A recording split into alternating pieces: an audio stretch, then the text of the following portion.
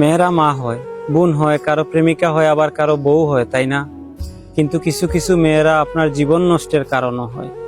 কেননা ঘন্টার পর ঘন্টা মেসেঞ্জারে কথা বলাকে প্রেম বলে না।